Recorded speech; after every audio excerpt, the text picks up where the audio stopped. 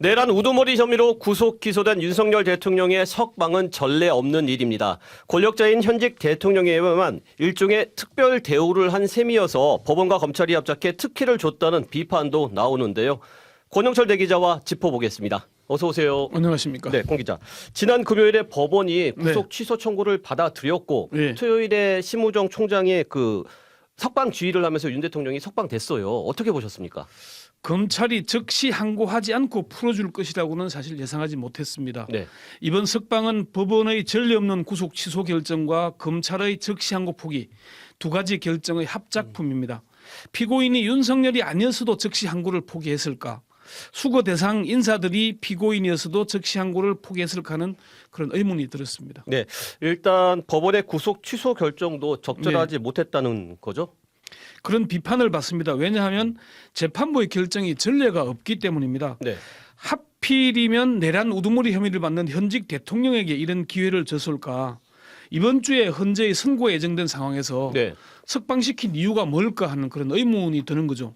오죽하면 법률 해석이 아니라 법률 왜곡이라는 비판까지 나오겠습니까? 전직 고등부장 판사는 재판부가 공판 준비기를 잡을 때부터 풀어줄 결심을 한 것 같다 이렇게 평가를 했고요. 네. 전직 검찰총장은 재판부에서 어떤 의도가 있어서 그랬는지는 모르겠지만 좀 가볍게 경솔하게 판단한 게 아닌가 하는 생각이 든다라고 했습니다. 네, 구속 취소 결정에 대해서 이런 네. 멘트를 했고요. 그런데 검찰의 즉시 항고 포기에 대해서도 비판이 좀 거세지는 것 같아요. 그렇습니다. 중견 법조인들은 재판부가 검찰이 즉시 항고해서 상급심의 판단을 받을 줄 알고 구속 취소 결정을 했는데 네. 검찰이 그냥 받아들이는 걸 보고 깜짝 놀랐을 것이다 이렇게 얘기를 하더라고요.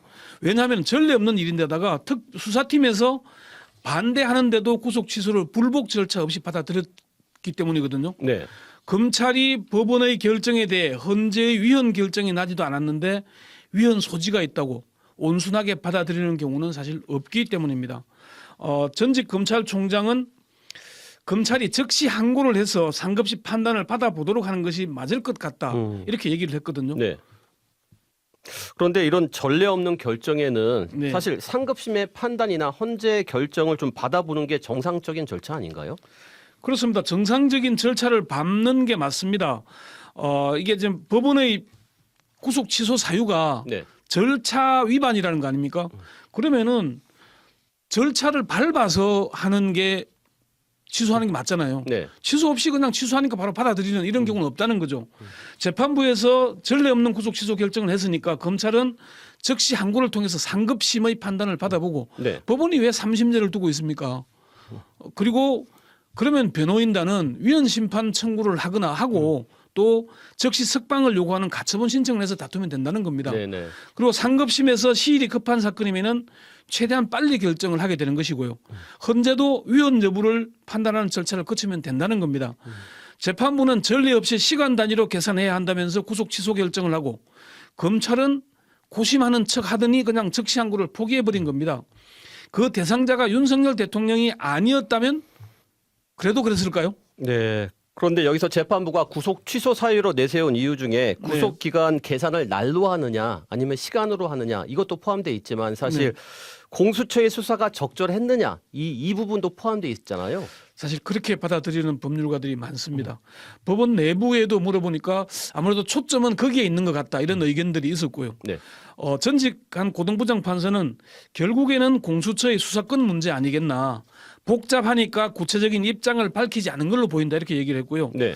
한양대 박찬훈 교수도 재판부가 구속 취소 결정에서 진짜 고심한 것은 구속 자체의 불법성보다는 공수처 수사의 적법성 문제로 보인다 이렇게 얘기를 했습니다. 그 한 부장 검사는 구속 기간 불산입 기준을 날로 해야 하는지 즉시 항고를 하는지 이런 논란이 계속되니까 네. 실무 지침을 내려달라는 얘기를 할 정도니까 논란은 계속될 걸로 보입니다. 그렇군요. 네. 그런데 공수처의 내란죄 수사 예. 1월 달부터 법원에서 체포영장과 구속영장을 발부받았으니까 사실상 수사가 가능했다 이렇게 판단을 우리 했었잖아요, 사실. 그런 결정을 했죠. 네. 했는데 그것뿐만이 아니고 사실은 검찰이 사건을 이 공수처가 경찰과 검찰부터 사건을 이첩받았잖아요. 네. 그런데 경찰은 내란죄 수사권이 있죠. 네. 그리고 검찰도 지난해 12월 20일 그 조지호 경찰청장과 김봉식 서울경찰청장 사건을 그 송치받았잖아요. 네. 경찰로부터. 맞아요. 그 왜냐하면은 검찰은 경찰관에 대한 수사권이 있죠. 네. 그러니까 이 수사는 내란죄, 윤석열은 내란죄 공범이잖아요. 그러니까 수사권이 있다는 겁니다. 네. 그렇기 때문에 수사에 문제가 없다.